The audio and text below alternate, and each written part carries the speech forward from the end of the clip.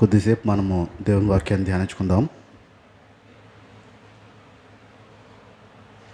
డైరెక్ట్గా వచ్చేద్దాం. యేసు ప్రభు వారి ప్రార్థన మత్తయి సువార్త 6వ అధ్యాయము 9వ మాట. యేసు ప్రభు చేసిన ప్రార్థన. కాబట్టి మీరు ఇలా ప్రార్థన చేయండి అన్నాడు. పరలోకంలో ఉన్న మా తండ్రి, నీ నామము పరిశుద్ధపడును గాక, నీ రాజ్యము వచ్చును కాక,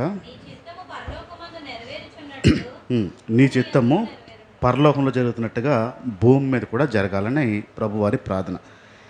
ఆయన చిత్తము పరలోకంలో మొత్తం జరిగిపోతుంది, కానీ భూమి మీద జరగట్లేదు. ఈ భూమి మీద జరగాలి అని ఒక ఆశ, ఒక ప్రార్థనని చెప్పాడు.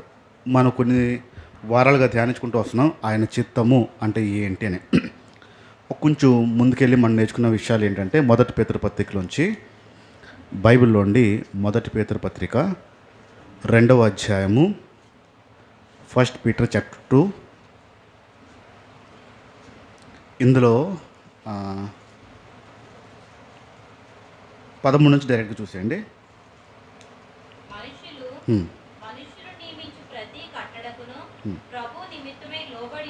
రైట్. మనుషులు నియమించే ప్రతి కట్టడాలని ఎవరి నిమిత్తం? దేవుని బట్టి ప్రభు నిమిత్తము మనము లోబడమని బైబిల్ చెప్పింది. మనుషులు పెట్టే కట్టడాలన్నీ ఎవరు పెట్టినా, ఎలాంటి వాళ్ళు పెట్టినా ఆ కట్టడానికి లోబడి ఉండాలంట. నాకు ఇష్టం కాబట్టి నేను లోబడతాను కాదు, వాళ్ళు చెప్పారు కాబట్టి నేను లోబడతాను కాదు, ప్రభు నిమిత్తం బట్టి, ప్రభువుని బట్టి నేను లోబడాలి అనే విషయం చెప్పుకుంటూ వచ్చాడు. కొంచెం కిందకు వచ్చేయండి. రాజు అందరికీ అధిపతియే. నాయకులు దుర్మార్గులు ఎవరిని ఉంటే వారికి శిక్షిస్తారు, మంచోళ్ళకి మంచి చేస్తారు. రైట్. రాజు వలన పంపడం వారికి లోబడి ఉండండి అని చెప్పాడు. ఎలాగంట? మీరు ఇలాంటి మంచి ప్రవర్తన కలిగవారై, బుద్ధి లేని వారి, అజ్ఞానులు, మూర్ఖులు నోరు ముయించడం దేవుని చిత్తము అయ్యున్నది. ఇక్కడ ప్రభు మాట్లాడుతున్న మాటల్లో దేవుని చిత్తము పరలోకంలో జరుగుతున్నట్టు భూమి మీద జరగాలని ఆశపడ్డాడు. ఈ ఆశపడిన విషయాల్లోని ఒక ఆశ ఏంటంటే, ఒక ఇష్టము ఏంటంటే, మూర్ఖులకి నోరు ముయించడం దేవుని చిత్తం అంట. నేను మళ్ళీ చెప్తున్నాను, మూర్ఖులు ఎవరైతే ఉంటారో వారు నోరు ముయించడం అనేది దేవునికి ఇష్టమయ్యి ఉన్నది అని. మూర్ఖులతో ఎవరైనా మాట్లాడగలుగుతారా? ఆడు మూర్ఖుడండి, ఆడితో చెప్పలేమండి, ఆడు ఎండండి, ఆడు మూర్ఖుడండి అంటారు. మూర్ఖుడితో ఎవరైనా మాట్లాడగలుగుతారు? అసలు మూర్ఖుడికి ఎవరైనా చెప్పగలుగుతారు? అసలు మూర్ఖుడికి ఎవరైనా అర్థమయ్యేలా మాట్లాడగలుగుతారు? అసలు మూర్ఖుడితో ఎవరు చెప్పలేరు, వారికి చెప్పలేరు. ఎందుకంటే మూర్ఖుడు ఆ పదం ఇచ్చారు, ఇంకంతే. అది వినే రకం కాదు. ఇలాంటి వాళ్ళకంట దేవుని మాట చెప్తుంది, మూర్ఖులకి నోరు ముయించాలి అని. అంటే ఎలా ముయించాలంటున్నాడు? ఏం ముయించాలంటున్నాడు? ఎలాగంట? ఒకసారి మళ్ళీ చదవండి. ఏంటి? లోబడి కాదు అక్కడ, చూడండి సరిగ్గా. యుక్త ప్రవర్తన అంటే మీరు ఇలాంటి మంచి ప్రవర్తన కలవారై, అప్పుడు చెప్తున్నాడు ఏంటిది? అజ్ఞానంగా మాట్లాడే మూర్ఖులకి నోరు మూయడం దేవుని చిత్తం. ఇప్పుడు మూర్ఖులు నోరు ముయించాలంటే ఏం చేయాలి? అర్థమైందా? ఇప్పుడు లోబడ్డం కాదు, లోబడ్డం వేరు, దాని ముందు. ఇప్పుడు విషయం ఏంటంటే, మూర్ఖులు నోరు ముయించాలంటే మంచి చేసి అంట, మంచి చేసి, వారికి మేలు చేసి, మూర్ఖులకి మంచి చేసి వారికి నోరు ముయించాలి అనే విషయం మాట్లాడుతున్నాడు. అసలు మూర్ఖులకి మంచి చేస్తే అర్థం అవుద్దా? మంచి చేసినా చెడులకి ఉంటుంది వాళ్ళకి. వాళ్ళు మేరుకోలు మాట్లాడతారు, మీరు మంచి కోరి మీరు చేస్తారు, అయినా మీ మీద ఏదో అంటారు. ఇప్పుడు వారి నోరు మోయించడానికి మనం చేయాల్సిన పద్ధతి, బైబిల్ అట్లా ఈ చదువుతూ ఉంటే, ఇప్పుడు నేను మాట్లాడుతున్న విషయాలు ఏవైతే మీతో చెప్పుకుంటున్నానో, నేను పడుతూ లెగుస్తూ మీతో పంచుకుంటున్న విషయాలు, ఈ విషయాల్లో నేను అనేకసార్లు పడిపోతున్నాను, అనేకసార్లు ఛ అలా చేయకుండా ఉండవలసింది అని అనుకుంటూ నన్ను నేను సరి చేసుకుంటూ నాతో పాటు మీరు ఎవరైనా ఉంటే ఈ విషయాలు మీరు కూడా సరి చేసుకోవాలని ఆశతో చెప్తున్నాను. నేను దాట్సని చెప్పను, కానీ ఈ విషయాల్లో నేను కూడా సరి చేసుకుంటూ పడిపోతున్నాను, అనేకసార్లు పడిపోతున్నాను. విచిత్రం ఏంటంటే మనతో ఉన్న సమస్య, మన బోధతో ఉన్న సమస్య, మీరు వాక్యం వినగానే పరీక్ష మొదలైపోద్ది. మేము చెప్పాను, మీరు వాక్యం విని వెళ్తుండగానే పరీక్ష మొదలైపోద్ది, టెస్ట్ మొదలైపోద్ది. మీ ఇంట్లో ఖచ్చితంగా ఆ మూర్ఖుడు కనిపించేస్తాడు, మీ ఇంట్లో ఖచ్చితంగా ఆ మూర్ఖురాలు కనిపించేస్తుంది, నీ ఎదురుకుండా ఉంటుంది. ఎంత చెప్తున్నావు కదా అంటే పని చేసిందో లేదో ఎలా తెలుస్తుంది దేవుడికి? ఇప్పుడు విత్తనాలు వేస్తారండి, వీళ్ళు విత్తనాలు వేస్తారు, ఒక 2-3 రోజుల తర్వాత చూసుకొని వెళ్ళి వచ్చిందో లేదో. వేసింది వీళ్ళేనా? చూస్తారు చూడరా మరి వచ్చిందో లేదో. ఇప్పుడు ప్రభు మాట్లాడుతున్నాడు, విత్తనం వేస్తున్నాడు. మూర్ఖులు నోరు ముయించాల్సిన బాధ్యత మనకి ఇచ్చాడు. ఎలాగంట? మంచి చేసి, వారికి మంచి చేసి నోరు ముయించే బాధ్యత మనకి ఇచ్చాడు. విత్తనం వేసాడు, పని చేస్తుందో బట్ టెస్ట్ ఎలా చేస్తాడు? నీ ఎదురుగుండా పెడతాడు ఆ మూర్ఖుడిని, నీ ఎదురుగుండా పెడతాడు ఆ మూర్ఖురాలని. విత్తనం పని చేస్తుందో లేదా అని. పని చేయలేదనుకో డోస్ పెంచేస్తాడు, పని చేయలేదనుకో డోస్ పెంచుతాడు. ఇప్పుడు అది వినగానే ప్రారంభమైపోతుంది. నాకు అదే సమస్య. మీకు కొంతమందే, నాకు బొచ్చుడు మూర్ఖులు బోల్డ్ ఉన్నారు, నాకు చాలా ఉన్నారు, బుర్రలు తినేసే మూర్ఖులు. వీళ్ళందరికీ ఇప్పుడు నేను సమాధానం చెప్పాలి, వీళ్ళందరికీ నేను మేలు చేయాలి.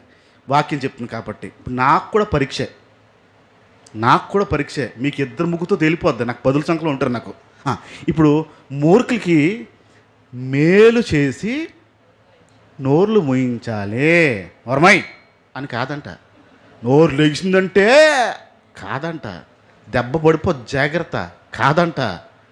ఈ పద్ధతి కాదు, లోక పద్ధతి ఏంటి? మూర్ఖుడిని కొట్టో, తిట్టో, కూడు పెట్టడం మానో, తలుపులు ఏసో, ఆడితో మాట్లాడుకో, ఆడిని దూరం పెట్టో, ఇవన్నీ లోక పద్ధతులేనే కాదా? లోకంలో పద్ధతి. ఆడితో మాట్లాడకుండా ముఖం తిప్పేసుకుని, ముఖం మార్చేసుకుని, దూరం పెట్టేసి, ఇచ్చి ఆ ముఖం కూడా నేను చూడను అని పెట్టేసి, ఇవన్నీ ఏంటి పద్ధతులు? లోకంలో ఉన్న పద్ధతులు. ఇప్పుడు బైబిల్ చెప్తున్న పద్ధతి ఏంటి? ఆ మూర్ఖుడి కంట మేలు చెయ్యాలంట. ఎంత కష్టమైన పని అండి! ఈ వచనం ఉండకుండా ఉంటే ఎంత బాగున్నో, ఈ వచనం మనం ధ్యానించుకుంటూ ఉంటే ఇంకా ఎంత బాగుండేదో. మనకు అన్నీ ఇలాంటివి కనిపిస్తాయి కాబట్టి. ఇవే ఉన్నాయి బైబిల్లో, పట్టించుకోరు, సాధారణ పట్టించుకోరు. ఇప్పుడు మూర్ఖుడికి సమాధానం చెప్పాల్సిన బాధ్యత ఎవరిది? నాదే. ఎలా చెప్పాలి? మేలు చేసి చెప్పాలి, రైట్? మేలు చేసి చెప్పాలి. ఒకసారి మనం ధ్యానించుకున్న విషయాలే ఒక్కసారి మళ్ళీ వెనక్కి వద్దాం, మత్తయి సువార్తకు వద్దాం. ధ్యానించిన విషయాలే ఒక్కసారి మత్తయి సువార్త 5వ అధ్యాయంకి వచ్చేద్దాం. బైబిల్లో ఉన్న పద్ధతే ఒక్కసారి 5వ అధ్యాయంలోని 38వ మాట నుంచి ఒకసారి మనం గమనిద్దాం. రైట్, ఇక్కడ మాట్లాడుతున్న విషయాలు బైబిల్లోని మత్తయి సువార్త 5వ అధ్యాయము 38వ విషయాల్లో మాట్లాడిన మాట ఏంటంటే, కంటికి కన్ను, పళ్ళుకి పళ్ళు అని చెప్పబడిన ఆ మాట మీరు విన్నారు కదా? విన్నారా ఎప్పుడైనా? కంటికి కన్ను, పంటికి పన్ను అనే మాట ఎప్పుడు విన్నారు? యేసుప్రభువు అడిగాడు, మీరు విన్నారు కదా అన్నాడు. ఎప్పుడు విన్నారు మీరు? పాత నిబంధన ఏంటి? ఒకవేళ నీ కన్ను ఎవడైనా పీకేడంటే, పాత నిబంధన ప్రకారం ఎవడైనా నీ కన్ను వచ్చి పీకేడంటే నువ్వు వాడి కన్ను పీకేసుకోవచ్చు, ఏం ప్రాబ్లం ఉండదు, ఏ సమస్య ఉండదు. ఏరా ఆడు కన్ను ఎందుకు పీకేవారు అని అడిగాడనుకో, ఇగో చూడు నా కన్ను పీకేడాడు అని చెప్పచ్చు. అప్పుడు ఆ చట్టం ఉంది మీకు. పళ్ళు రాలకొట్టేసాడు అనుకో, ఆడి నువ్వు రాలకొట్టేసుకోవచ్చు, నీట్గా రాలకొట్టేసుకోవచ్చు, ఏం ప్రాబ్లం లేదు. ఎందుకు చేసావని అడగడు, ఎందుకు ఇలా చేసావని అడిగితే నువ్వు సమాధానం చెప్పాల్సింది ఏంటంటే, ఈడు నాది రాలకొట్టాడు, నేను కూడా రాలకొట్టాను. చెల్లుకు చెల్లు, కంటికి కన్ను, పంటికి పన్ను అనే విషయం మీరు విన్నారు కదా అని మాట్లాడాడు. నేను మీతో చెప్తుంది ఏంటంటే అన్నాడు. ఇప్పుడు వరకు ఈయన మాట్లాడలే, కంటికి కన్ను పండుకుని పాత నిబంధనల గురించి మాట్లాడుతూ ఇప్పుడు చెప్తున్నాడు ఏంటంట, నేను మీతో చెప్తున్నాను ఏంటంటే, ఎవరిని? దుష్టుడిని ఎదిరింపక. ఇది సాధ్యమేనా? దుష్టుడిని ఎదిరింపక, అసలు ఎదిరించదంటున్నాడు. పాత నిబంధనేమో ఆడేదైనా ఒక మాట అంటే నువ్వు 100 మాటలు అనొచ్చు, ఆడు ఒక్క తిట్టు తిడితే నువ్వు 100 తిట్లు తిట్టచ్చు, ఏం అడిగేవాడు లేడు. యేసు ప్రభు వచ్చిన తర్వాత రూల్ మార్చాడు, చట్టం మార్చాడు. ఏంటి ఆ చట్టం? దుష్టుడిని నేను చెప్తుంది ఏమంటే అని చెప్తూ దుష్టుడిని ఎదిరించక. పాత నిబంధన బాగుందా, కొత్త నిబంధన బాగుందా? కొత్త నిబంధన బోధలో ఉన్నావా, పాత నిబంధన బోధలో ఉన్నావా? ఏ నిబంధనలో బోధలో ఉన్నప్పుడు? కొత్త నిబంధన బోధ నడుస్తుంది. వచ్చును ఏది పాటిస్తున్నావు? మేము విన్నాం ప్రభు, ఆడెవడని నేనంటే నన్ను అనొచ్చు అనే మాట విన్నాం కాబట్టి ఇక్కడ మాత్రం పాత నిబంధన జరుగుతుంది. చూడండి, మనిషి జీవితంలో పాత నిబంధన ఇక్కడ జరుగుతుంది. యేసు ప్రభు వచ్చిన తర్వాత రూల్ మార్చాడు, కష్టం చేస్తాడు.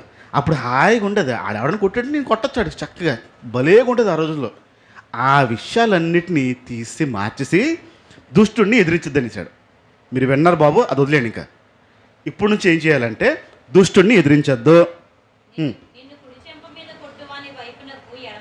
ఎవడైనా నీ కుడి చెంప మీద కొట్టాడంటే ఎడ చెంప కూడా చూపించి, బాబు ఇది ఖాళీగా ఉంది, ఇక్కడ కూడా కొన్ని అచ్చులు ఇవ్వా, ఇక్కడ 4 అచ్చులు పడ్డాయి, వేలు, ఇది కూడా ఖాళీగా ఉంది, ఒక డిజైన్ వేసేస్తే అదిరిపోద్ది అని చూపించాలంట. అవుద్దా? అవుద్దా? ఏం మరి అంటున్నారు యేసు ప్రభు అలా చేయమంటున్నాడా? ఎవడైనా నీ మీద కేసు వేసి నీ అంగీ తీసుకోవడం వల్ల పై వస్త్రం కూడా ఇచ్చి, అంటే నీ మీద ఎవడైనా అన్యాయంగా కేసు వేస్తే ఒక్క అడుగు నాది, ఈ ఒక్క అడుగు దగ్గరైనా గొడవలు, ప్రాణాలు శాంతి లేచిపోయి ఇక్కడైనా ఒక్క అడుగు మా దాంట్లోకి వచ్చేసాడు అని కేసులు, కోర్టులు, గొడవలు ఈ ఒక్కడికే కదా. ఈ ఒక్కడుగు వచ్చేస్తే, ఈ ఒక్కడుగు తీసుకుంటేనే విపరీతమైన గొడవలు, రౌడీజంలు, మీదకి వెళ్ళాలి, కేసులు, కోర్టులు, నేను గెలవాలి. ఇప్పుడు ఏమంటున్నాడు బైబిల్ ప్రకారం? ఏంట లోక ప్రకారం అయితే ఒక్కడుగు ఆడి లోపలికి వస్తే నువ్వు వాడిని వెళ్ళి కొట్టచ్చు, లాక్కోవచ్చు, ఏదైనా చేయొచ్చు. లోక ప్రకారం.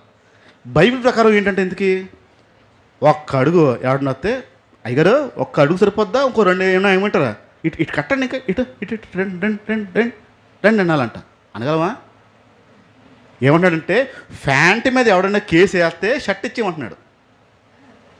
అంగేంటే ఫ్యాంట్ మీద ఎవడన్నా కేసు వేసాడు అనుకో, ఈ ఫ్యాంట్ నాదే అన్నాడు అనుకో, బాబు ఈ ఫ్యాంట్ నాదే, నాకు తెలుసు, ఫ్యాంట్ ఒకటే తీసుకుంటే సరిపోదు, షర్ట్ కూడా ఇచ్చేస్తాను నువ్వు ఆగు అని చెప్పి ప్యాంటు షర్ట్ నీట్గా మడత పెట్టి చక్కగా ఉతికి ఇసిరేసి ఇచ్చేయాలంట. అవుద్దా?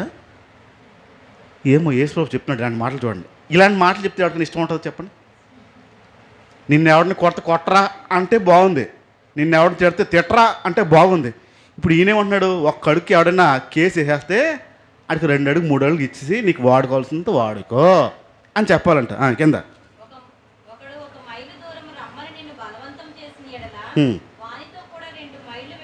ఎవడైనా వచ్చి నిన్ను బాబ్బా కొంచెం ఇది తేవా, ఇది పెట్టవా, ఇది చేయవా, ఇది ఎక్కడ రావా అని కొంచెం బాబ్బా అని మిమ్మల్ని బ్రతిమాలితే అంట, ఇంత చిన్నదానికి ఇంత బతిమాలుతారంటే నేను ఇంత చేస్తానని చెప్పాలంట. ఎంత కష్టమైన మాటలు చెప్తాడు చూడండి. మనకే ఓపికలు ఉండట్లేదు ఈ ఎండ వేడి ఈ సిరాకుల్లో. ఈ ఎండ వేడి సిరాకుల్లో ఇంకోటికి ఎవరికైనా సాయం చేయాలంటే అయ్యే పనులే కాదు. నేను ఇలాగ పొద్దున్న వస్తాను బలంగిరి నుంచి, ఆ ఎండలో ఫుల్ వేడిలో కళ్ళు బయలు కమ్మేస్తాయి. అంత వేడిలో అంతసేపు ఇలా వచ్చిన తర్వాత కళ్ళు తెరిచి ఇంట్లోకి వెళ్ళాలంటే గోడ పుట్టిన వెళ్తున్నాను నేను, కళ్ళు బయలు కమ్మి అలా నడుచుకుంటూ వెళ్తుంటే మా పిల్ల వచ్చి డాడీ అని బాటిల్ ఇస్తుంది. ఫస్ట్ వాటర్ బాటిల్ ఇలా ఇస్తుంది. ఒక్క గుట్టకేసిన వెంటనే డాడీ ఆడుకుందాం అంటుంది.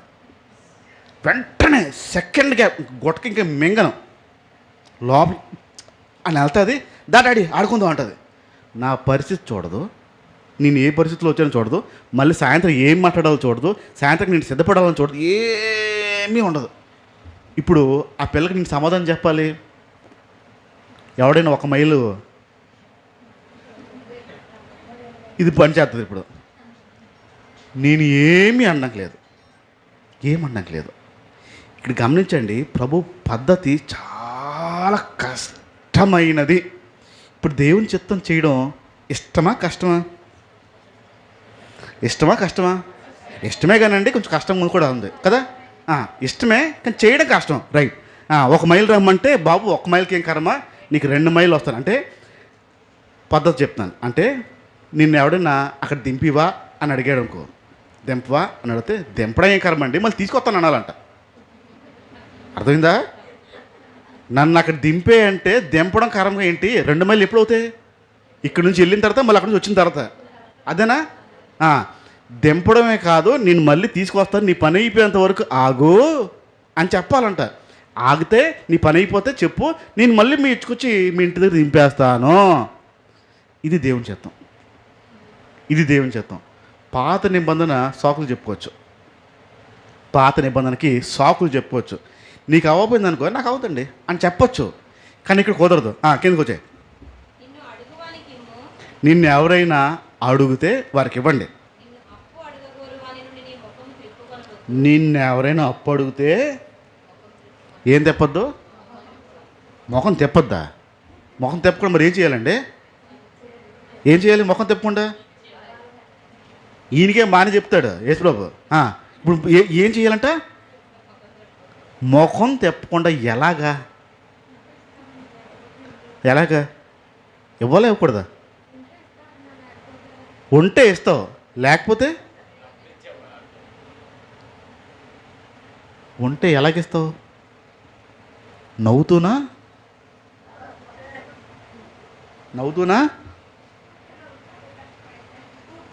కష్టంగానా? ఎలాగిస్తాం? వడ్డీ ఇస్తే ఆనందమా?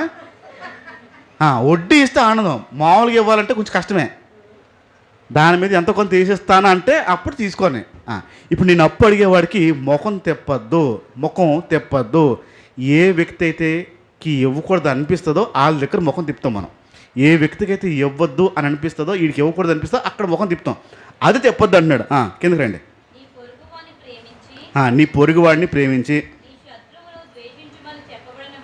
ఎంత చక్కటి మాటలు ఉండి ఈ పాటించదంటాను చూడండి. ఏం మాట చెప్తున్నాడు? నీ పక్కనున్న వాడిని ప్రేమించమంటున్నాడు, నీ దగ్గర ఉన్నవాడిని ప్రేమించమంటున్నాడు. శత్రువుని ద్వేషించకుండా ఏం చేస్తారండి? అసలు శత్రువుని ద్వేషించమని బైబిల్ చెప్పింది చెప్పలేదా? చదువు ఒకసారి. పొరుగువాడిని ప్రేమించి. నీ శత్రువుని ద్వేషించబడి చెప్పబడిన మాట మీరు విన్నారు కదా. మళ్ళీ చెప్పినాడండి ఈయన. మీరు విన్నారు కదా అంటున్నాడు. ఇన్నిన తర్వాత మళ్ళీ చెప్పడం ఎందుకు? ఇన్నిన తర్వాత బాగానే ఉంది కదా, అమ్మయ్య నా శత్రువు ఎవడన్నా ఉంటే వాడిని ద్వేషించాలి అనే విషయం విన్నాను కదా అనే విషయం బాగుంది కదా. ఈయన అంటున్నాడు. నేను మళ్ళీ చెప్తుంది ఏంటంటే, ఇక్కడ డైరెక్ట్గా ఒక లింక్ పెట్టాడు.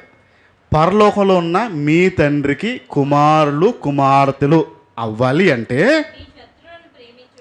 మీ శత్రువుని ద్వేషించండి. మీ శత్రువుని ప్రేమించాలి. మిమ్మల్ని ఎవరైతే హింసిస్తారో వారి కోసం ఏం ప్రార్థన చేయాలి? నన్ను హింసించాడు, వీడి సంగతి చూసుకో, ఇదేనా?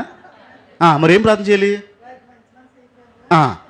మీ శత్రువుని ప్రేమించమన్నాడు. నిన్ను ఎవడైతే హింసిస్తాడో వాడి గురించి ప్రార్థన చేయమంటున్నాడు. ఇక్కడ మాట్లాడుతున్నాడు. చెడ్డోడినైనా మంచోడినైనా ఒకేలా చూస్తున్నాడు తండ్రి యేసు ప్రభు.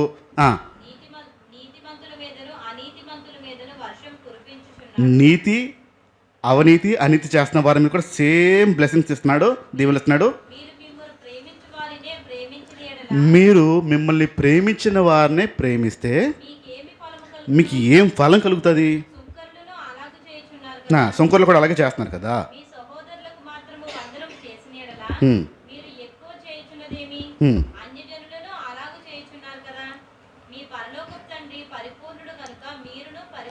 ఆ, దేవుడు పరిపూర్ణ కనుక మీరు కూడా పరిపూర్ణ అయిపోండి అని చెప్పాడు. ఇప్పుడు ఇక్కడ ఆలోచించండి. దేవునికి కుమారుడు కుమార్తెలు అవ్వాలి అంటే ఏం చేయమన్నాడు? సింపుల్ చెప్పాడు. బాప్తిజం తీసుకున్నా కదండి, మరి నేను కుమార్తెను అయిపోయాను అంటే కుదరదు. బల్లలో చేయి పెట్టినది, మరి నీ నా అంత పెద్ద కుమారుడికి లేడు అంటే కుదరదు. సింపుల్గా చెప్పాడు. ఏం చెప్పాడు? నీ శత్రువుని ఎప్పుడైతే ప్రేమిస్తావో దేవునికి కుమారుడు అయిపోతావు అంట. నీకు ఎవడైతే ద్వేషం ఉంటుందో ఆ వ్యక్తిని ప్రేమిస్తే నీ కుమారత్వం చూస్తుందంట. ఆ వారసత్వం వచ్చేస్తుంది. నువ్వు దేవుని ఇప్పుడు బయట పిల్లలు బయట వాళ్ళు ఏమంటారు? వీళ్ళు దేవుని పిల్లలు అంటారా మనల్ని? దేవుని పిల్లలు, దేవుని బిడ్డలు, ఇటుకి బిడ్డలే. ఏమంటున్నాడు ఇంతకీ? ఏమవుద్దంట? ఏం చేస్తా అవుతాం? శత్రువుని ప్రేమిస్తేనే దేవునికి బిడ్డలు, లేకపోతే ఇటుకి బిడ్డలే. డౌట్ లేదు, గట్టిగా కరగని గుండె. దేవుని కుమారులు అవ్వాలి అని అంటే ఖచ్చితంగా చేయాల్సిన పని ఏంటంటే నీ శత్రువుని ప్రేమించి తీరాల్సిందే. నువ్వు బాప్తిజం తీసుకున్నావా తీసుకోలేదు సమస్య కాదు. నువ్వు బలలో చేయి పెడుతున్నావా, ప్రార్థన చేస్తున్నావా, వాక్యం వింటున్నావా సమస్య కాదు. దేవుని కుమారుడు అవ్వాలంటే ఒకే ఒక్క పద్ధతి ఉంది. ఆ పద్ధతి పేరే నీ శత్రువుని ప్రేమించడము. అది ప్రేమిస్తేనే దేవునికి కుమారుడు అవుతావు. అది ప్రేమించకపోతే ఏం వాది? దయ్యం పిల్లలు అయిపోతుంది. జాగ్రత్త. దేవునికి పిల్లలు అవ్వాలి అంటే ఖచ్చితంగా శత్రువుని ప్రేమించి తీరాల్సిందే. ఇప్పుడు బైబిల్ చెప్తున్న పద్ధతి ఏంటంటే ఈ మూర్ఖుల నోరు ముయించాలని చెప్తుంది. ఆ మూర్ఖుడు నోరు ముయించాలంటే ఒకే ఒక పద్ధతి. నువ్వు లోకంలో ఉన్న పద్ధతి ఏది పాటించడానికి వీల్లేదు. కష్టమైన ఈ పద్ధతి పాటించాల్సింది. ఏంటి ఆ పద్ధతి? వారికి మంచి చేసి అంట. మూర్ఖులు, నీ శత్రువులు, వారి నోర్లు ముయించడం దేవునికి ఇష్టమైన పని. ఆ చేసే పనిలో మంచి చేసి వారి నోరు ముయించాలంట. ఏం చేయొచ్చో, ఎలా చేయొచ్చో కొన్ని విషయాలు నేను మాట్లాడతాను. ఆ విషయాలు వినడానికి ప్రయత్నించండి. ఇప్పుడు నేను మూర్ఖులకి మంచి చేయమన్నాను కదా అని చెప్పి మీరు వెళ్ళి కోరుండి మూర్ఖులకి కెలకద్దు. అర్థమవుతుందా? బైబిల్ సరిగ్గా అర్థం చేసుకోకపోతే సమస్యలు వస్తాయి. ఇప్పుడు మూర్ఖులకి మంచి చేయమన్నాడు కాబట్టి మీరు వెళ్ళి మూర్ఖుల దగ్గరికి వెళ్ళారంటే మీ మనశ్శాంతి కోల్పోతుంది. జాగ్రత్త. మీరు వెళ్ళి వారిని కదపమని కాదు, మీరు వెళ్ళి వారిని టచ్ చేయమని కాదు, మీరు వెళ్ళి వారి కోరుండి ఆ వివాదం రేపుకోమని కాదు. మూర్ఖులకి దూరంగానే ఉండండి. కానీ వారు మీ దగ్గరికి వచ్చినప్పుడు మంచి చేసే ప్రయత్నం చేయండి. మూర్ఖులకి మంచి చేసి వారి నోరు ఎలా ముయించాలో నేను చెప్తాను. జాగ్రత్తగా వినండి. ఇది దేవుని పద్ధతి, దేవునికి ఇష్టమైన పద్ధతి. ఇది దేవుని చిత్తం. ఇది ప్రతి ఒక్కరు చేయాలని ప్రభు ఆశ. మూర్ఖులు నోరు ముయించే ముందు చేయాల్సిన పని, వారు గట్టిగా అరుస్తారు, మీరు అరద్దు. మూర్ఖుడు గట్టిగా అరుస్తాడు, వాడికి ఇబ్బంది కలిగితే, నొప్పి కలిగితే, ఆడికి ఏదైనా బాధ కలిగితే మాట్లాడు, అరుస్తాడు, వాయిస్ని రేస్ చేస్తాడు. ఈ వాయిస్ రేస్ చేసాడు అంటే ఆడెవడు ఇంతకీ? మూర్ఖుడు అని అర్థం. అప్పుడు మనం చేయాల్సిన మంచి ఏంటి?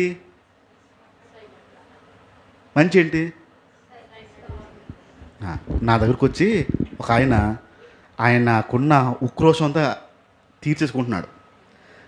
ఆయన సమస్యకి నాకు ఎటువంటి సంబంధం లేదు, ఆయనకి ఏదో జరిగింది, అది చెప్తూ బీపీ తెచ్చేసుకుంటున్నాడు అంటున్నాడు. అంటే బీపీ రేజ్ అయిపోతుంది. ఆగండి అన్న, ఆగండి, కొంచెం మంచినీళ్ళు తాగండి అన్నాడు. వాయిస్ అరుస్తున్నాడు. అన్న అరద్దు అన్నాను. మాట్లాడుతూ కొంచెం బీపీ రేజ్ అయిపోతుంది. కొంచెం ఆగండి. ఆ పక్కన ఉన్న వ్యక్తి గురించి మాట్లాడుతున్నాడు. నా పక్కనున్న ఈడు ఇలా అని వాయిస్ రేస్ చేస్తూ మేలుకొచ్చేస్తున్నాడు. నన్ను వాడిని కలిపి పుట్టేస్తారేమో అనిపిస్తుంది ఒకవైపు.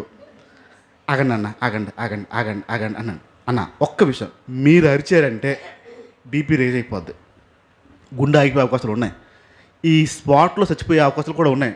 అవసరమా అన్నాను. ఆగాడు. చచ్చిపోతావు జాగ్రత్త అన్న, అరిసిక అని చెప్పాను. ఇప్పుడు మూర్ఖుడికి సమాధానం చెప్పాలి మంచి చేసి. ఇప్పుడు నేను ఆడికంటే గట్టిగా అరవచ్చు అని అనుకో, అవుతాడు ఆగడ. అన్న పాస్టర్ అరిచాడు అనుకో, అవుతాడు ఆగడ. ఆగుతాడు ఖచ్చితంగా, ఎందుకు ఆగడు? ఇప్పుడు నేను మంచి చెయ్యాలి ఆడికి, మంచి.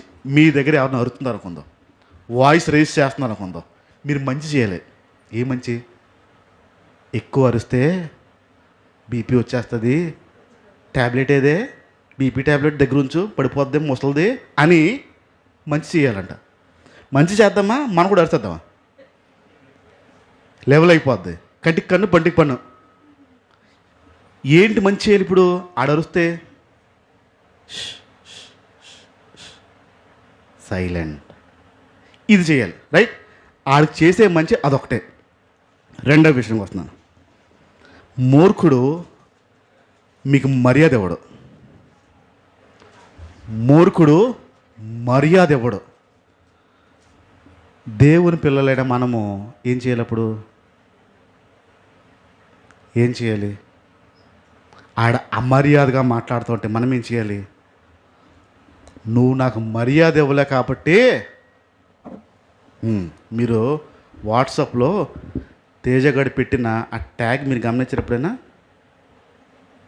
వాట్సాప్లో తేజగడి పెట్టిన ఆ వాట్సాప్లో ఆడ ఫోటో కింద ఒక ట్యాగ్ పెట్టాడు, give respect and take respect అంట. నువ్వు మర్యాద ఇస్తే నేను మర్యాద ఇస్తాను. ఇప్పుడు ఆడు మర్యాద ఇవ్వకపోయాడు, ఈడేం చేస్తాడు? ఈడు కూడా మర్యాద ఇవ్వడం అని అర్థం.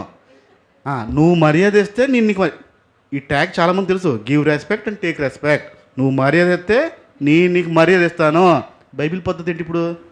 నువ్వు మర్యాద ఇవ్వకపోయినా నేను మర్యాద ఇస్తాను, ఇది బైబిల్ పద్ధతి. ఇప్పుడు లోకం పద్ధతి చేయాలా, బైబిల్ పద్ధతి చేయాలా? లోక పద్ధతి పాటిస్తున్నామా, లోక పద్ధత? అవతల వాడు అమర్యాదగా మాట్లాడుతూ ఉంటే మర్యాదగా మాట్లాడగలుగుతాడా? మర్యాదగా. ఇప్పుడు చిన్న వయసు వాళ్ళు అరుస్తూ వాళ్ళ వాయిస్ని రేపుతూ ఉట్టప్పుడంతా మీరు మీరు మీరు అంటారు. గొడవైనప్పుడు ఏమవుతుంది? పదాలు ఏమొస్తాయి? నువ్వులో దిగిపోద్ది అది. అప్పటి వరకు మీరు అనే పదం కోపం రాగానే ఏమవుతుంది? ఎక్కడ నొప్పి వస్తుంది అప్పుడు? నువ్వు అన్నది చిన్నదైనా చిన్నోడైనా ఈడు నన్ను నువ్వు అని అమర్యాదగా. ఇప్పుడు మూర్ఖులకి సమాధానాలు చెప్పాలి, మూర్ఖులు సమాధానం చెప్పాలి. అమ్మా మీరు వయసులో చిన్నవారే అయినా నేను మీకు మర్యాద ఇస్తూ మాట్లాడుతున్నానని చెప్పాలి. అవుద్దా? నువ్వేంటి, నీ వయసు ఏంటి, ఆ పదాలు ఏంటి, అవుతుందా? ఏమో. బైబిల్ పద్ధతి ఏం చెప్తుంది? ఆడ అమర్యాదగా పిలిస్తే ఆ మూర్ఖుడు ఆడికి మంచి చేయాలి. ఏంటి? నువ్వు మర్యాదగా మాట్లాడడమే. ఆ వ్యక్తి అమర్యాదగా మాట్లాడితే ఖచ్చితంగా మర్యాదగా మాట్లాడడమే బైబిల్ పద్ధతి. మూడో విషయంకి వస్తున్నాను. వారు నీకు ఎప్పుడు సహాయం చేయరు మూర్ఖులు, ఎప్పుడు సహాయం చేయరు మూర్ఖులు, ఎప్పుడు సహాయపడరు మూర్ఖులు. మనం ఏం చేయాలి ఇప్పుడు? ఇంతకీ ఏం చేయాలి మనం? ఎవరికి? అంత ఈజీయా? మూర్ఖుడికి సహాయం చేయడం అంత ఈజీయా? మూర్ఖుడు అంటే నీ శత్రువు. నేను చెప్తుంది, మూర్ఖుడు అంటే నీ శత్రువు. ఈ శత్రువుకి చేయడం అనేది చాలా కష్టం. ఒక సమస్య మా దగ్గర తీసుకొచ్చారు. ఏంటి అంటే, అనియా మా ఇంట్లో వచ్చినప్పుడు మా అత్తగారు నాకు ఏం సాయం చేయదు, మా అత్తగారు నాకు ఏమి సాయం చేయదు. మా అమ్మ వచ్చినప్పుడు మా నాన్న వచ్చినప్పుడు ఏ సాయం చేయదు, అన్నీ నేనే చేసుకోవాలి. మా అమ్మాలు వచ్చినప్పుడు వెంటనే ఈవిడేమన్నదంటే, మా ఊళ్ళు వచ్చినప్పుడు కూడా ఇది ఏం చెయ్యి బాబు అని చెప్తుంది. మా ఊళ్ళు వచ్చినప్పుడు కూడా ఇది అసలు మొట్టదు, మంచం ఎక్కి పడుకుపోయి తలనొప్పి వచ్చేస్తుంది అంటుంది. ఒట్టదే అని వీళ్ళిద్దరు సమస్య. ఇప్పుడు దీంట్లో మూర్ఖులు ఎవరు? ఇద్దరు మూర్ఖులే కదా. ఇప్పుడు ఒక మూర్ఖురాలు ఇంకో మూర్ఖురాలకి సహాయపడాలి. బైబిల్ పద్ధతి. ఈ మూర్ఖురాలు నీకు సహాయపడకపోతే నువ్వు ఖచ్చితంగా సహాయం చేయడం దేవుని చిత్తం. ఈ మూర్ఖుడు ఏ విషయంలో నీకు సహాయం చేయడు, కానీ దేవుని చిత్తము, దేవుని పిల్లలు అయిన మనము ఖచ్చితంగా మూర్ఖుడికి సహాయం చేసి తీరాలి. ఇప్పుడు నేను చెప్తున్న మాటలన్నీ అంత ఈజీ కాదు మూర్ఖుడికి. అంటే నేను మళ్ళీ మూర్ఖుడు అంటే మీరు ఎవరు అనుకుంటారు? పిచ్చోడు అనుకుంటారేమో. పిచ్చోడు కాదు, నీకు నచ్చనోడే మూర్ఖుడు. నీకు నచ్చని వ్యక్తి ఎవడే ఉన్నాడో ఆ వ్యక్తి మూర్ఖుడు. ఆ వ్యక్తికి సహాయం చేయాలి ఖచ్చితంగా.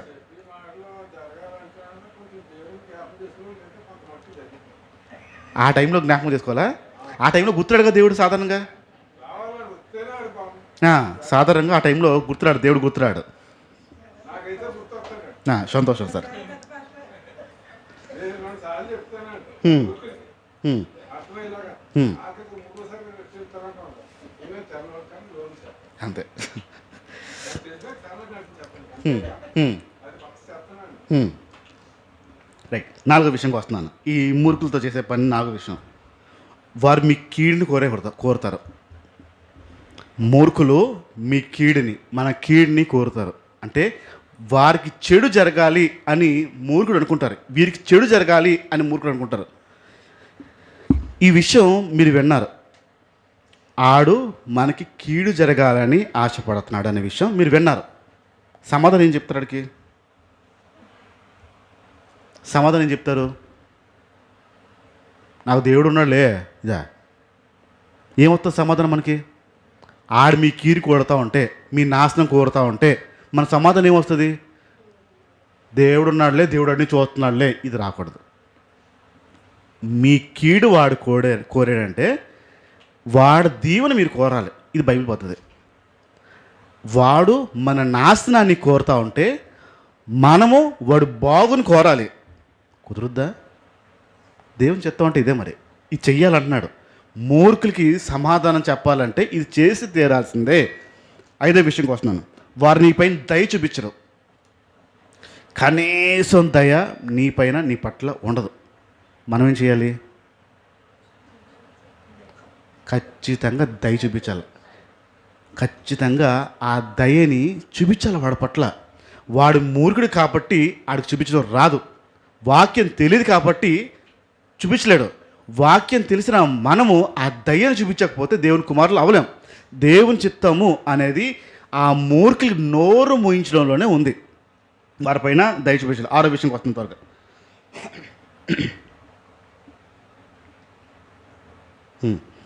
వారి పట్ల ఎలాంటి కోపాన్ని, ఎలాంటి చెడుతనాన్ని మనతో ఉంచుకోకూడదు. మూర్ఖుడి స్వభావాన్ని, మూర్ఖుడి పట్ల లోపల, హృదయం లోపల ఎలాంటి చెడు, ఎలాంటిది కూడా వారి పట్ల మన హృదయంలో ఉండడానికి వీలేదు. ఇప్పుడు ఆలోచించండి. మీ హృదయంలో ఎక్కడైనా ఎవరి పట్ల అయినా వారు చేసింది మర్చిపోలేనిది ఉందా లేదా? వాడు చేసిన అన్యాయము మర్చిపోలేనిది ఖచ్చితంగా లోపల ఉంటుంది. ఆలోచిద్దాం. ఆడెవడో చేసిన కీడు, ఆడెవడో చేసిన నష్టము, ఆడెవడో చేసిన పని మన హృదయం లోపల దాయడం వల్ల ప్రయోజనం ఏమైనా ఉంటుందా? ఏమైనా ఉంటుందా? దాస్తే డబ్బులు దాస్తారనుకోండి, అర్థం ఉంది, ఏమైనా కొనుక్కోవచ్చు. ఆడెవడో ఏదో చేసిన దాస్తే ప్రయోజనం ఏం చెప్పండి? ఏ ప్రయోజనం ఉండదు. వారు చేసింది కీడు ఏది కూడా మనం దాచి ఉంచుకోవడానికి వీల్లేదు. ఒప్పుకోదు బైబిల్ అది. ఆ విషయంలో వారు అలా ఉంచుకున్నా మనం మర్చిపోవడానికి ప్రయత్నించాలి. ఒక సింపుల్ సంఘటన జరిగింది. అంటే నా జీవితంలో నేను నేర్చుకున్న విషయం. పెద్ద అన్నయ్య గారు విశాఖపట్నంలో ఒక సంఘటన జరిగింది. పరిచర్య ప్రారంభ దినాల్లో అన్న బండి మీద వెళ్తున్నాడు. బండి మీద వెళ్తుంటే ఒక దగ్గర ఆగాడు. ఒక దగ్గర ఆగితే ఆటో వాడు స్పీడ్గా టర్నింగ్ చేసి అన్న బండిని గుద్దేశాడు, బైక్ని. పెద్దన్నయ్య బండిని గుద్దేశాడు. పెద్దనే పడిపోయాడు కిందకి. పడిపోయి లెగిస్తూ ఆయన అడుగుతున్నాడు, ఏంటండి అలాగ వచ్చేసారు, రాంగ్ రూట్లో వచ్చేసారు అని అడిగితే పట్టుకుని కొట్టేశాడు. ఫీల్డ్ పట్టుకుని పాస్ట్ గారిని కొట్టేశాడు. కొట్టిన తర్వాత మిగతా వాళ్ళు వచ్చారు. ఈ వచ్చేటప్పుడు ఈడు పారిపోయాడు. ఆటోడు వేసుకుని వెళ్ళిపోయాడు. సరిగ్గా వారమే జరిగింది. వారం తర్వాత మళ్ళీ అన్న వేరే దగ్గర ఎక్కడో ఏదో కొనుక్కుంటా ఉంటే ఒక ఆయన వచ్చి మాట్లాడుతూ, సార్ బాగున్నారా అని అడిగాడు. బాగానే ఉన్నానండి. ఎవరు సార్ మీరు అని అడిగారు. అదేంటండి మర్చిపోయారా అంటున్నాడు. నాకు గుర్తురాట్లేదు సార్ ఎవరు అన్నాను. అదే ఆటోతో గుద్దిసి మిమ్మల్ని కొట్టాను కదా నేనే అన్నాడు. వారం రోజుల్లో కొట్టినోడు మర్చిపోయాడు. రాంగ్ రూట్ వచ్చి గుద్దిసి బండి డ్యామేజ్ చేసి కొట్టి వెళ్ళిపోయిన వాడిని వారం రోజులు నాకు గుర్తురాట్లేదండి మీరు ఎవరు అన్నాడు. మర్చిపోయాడు. ఆ సంఘటన చూసి నాకు చాలా ఆశ్చర్యం అనిపించిందండి. కొట్టిన రోజు నాకు చెప్పాడు, అరే ఒకడు వచ్చాడరా కొట్టాడరా బండి కొట్టేశాడరా అని. వారం తర్వాత మళ్ళీ మాట చెప్పినాడు, ఆడే వచ్చాడరా సారీ చెప్తున్నాడు రా అని. నేను మర్చిపోయినరా విషయం అంటున్నాడు. మైండ్లో లేదు. మైండ్లో లేదు. అంటే అవతల వాడు చేసిన ఆ కీడు హృదయంలో పెట్టుకున్నాం అంటే పాపం. చూడండి, మీ పెళ్ళి నాటిది 50 సంవత్సరాలది. నా పెళ్ళిలో మీ అమ్మ ఏమన్నదో గుర్తుందా? 50 సంవత్సరాల క్రితం ఉంది. ఇప్పుడు రేపి గుండెల్లో దాస్తావు. అది పనికి మళ్ళీ విషయాలన్నీ గుండెలు ఎందుకు, ఏం ప్రయోజనం ఉంటుందో చెప్పండి? ఇంకా ఆరోగ్యం పాడైపోద్ది. మనసులో అలాంటి పెట్టుకుంటూ ఉంటే అది గుచ్చుతూ ఉంటుంది. చూసావా ఎలాగన్నారో, చూసావా ఎలా చేశారో, చూసావా ఎంత మాట అన్నారో అని నిన్ను గుచ్చుతూ ఉంటే నీ ఆరోగ్యం పాడైపోద్ది. మనసులో పెట్టుకోవద్దు అలాంటివి ఏవి. కీడుని, ఆరు చేసిన కీడుని ఎప్పుడు ఏ రోజు కూడా పెట్టుకోవడానికి వీలేదు.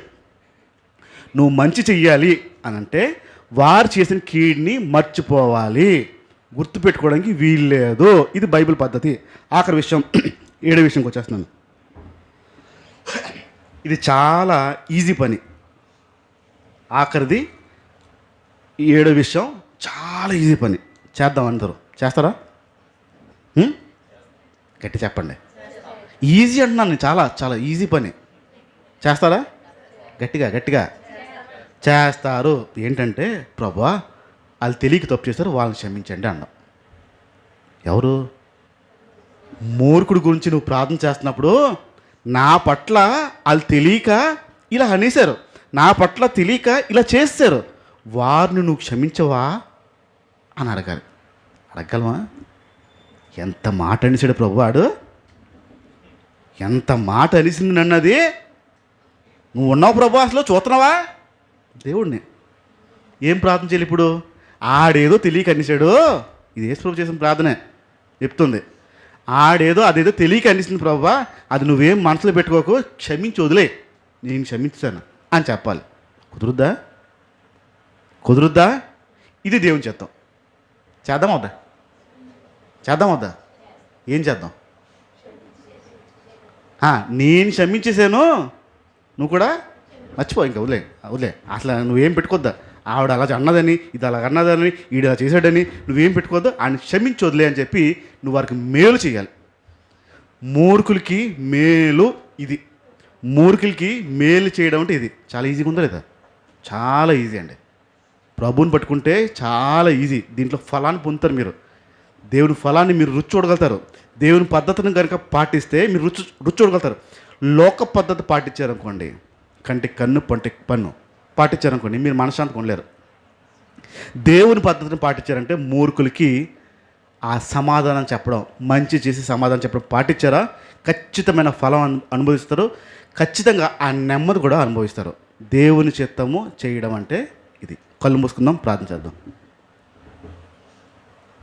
ప్రభా, మీరు ఈ లోకంలో వచ్చినప్పుడు, ఈ భూమి మీద ఉన్నప్పుడు అనేక పనులు చేశారు, అనేక విషయాలు చేశారు. ఏదైతే బోధించారో అది మీరు చేసుకుంటూ వెళ్ళారు, చూపించుకుంటూ వెళ్ళారు. ఆ శత్రువుని ప్రేమించడం అనేది మీ నుండి మేము నేర్చుకోవాల్సిందే. అనేకులు ఉన్నారు మీకు శత్రువులు. ఏ ఒక్కరి మీద కోపం లేదు మీకు, ఏ ఒక్కరి మీద ద్వేషం లేదు మీకు. అన్ని వేళలా మీరు వారిని సమానంగానే ప్రేమించారు. అన్ని విషయాలు మీరు సమకూరుస్తూనే ఉన్నారు. నీ చిత్తం చేయాలని మాకు ఆశ ఉంది. ఆ ఇష్టం ఏంటంటే మూర్ఖులకి సమాధానం మంచి రూపంలో చెప్పమంటున్నాం. వారికి మంచి చేసి వారి నోరుల్ని ముయించమంటున్నాం. ఈరోజు లోక పద్ధతిని పాటిస్తున్నామో, మమ్మల్ని ఎవరైనా ఏదైనా అంటే ఖచ్చితంగా మేము అంటాం, మమ్మల్ని ఎవరైనా హాని చేస్తే మేము ఖచ్చితంగా హాని చేస్తాం. ఇదంతా లోకంలో ఉండే పద్ధతి. బైబిల్ పద్ధతి అది బోధించట్లేదు. బైబిల్ పద్ధతి వారికి మంచి చేసి మూర్ఖులకి మంచి చేయడం అనేది మాకు దాదాపుగా కష్టమైన పనే. శరీరం ఒప్పుకోదు ఆ విషయంలో. మా ఎదురుగుండా ఉన్న ఆ మూర్ఖపు స్వభావం మనుషులకి మేము వారికి మంచి చేసి మేము వారి నోరును ముంచేలా మాకు సాయం చేయబడుతున్నాం.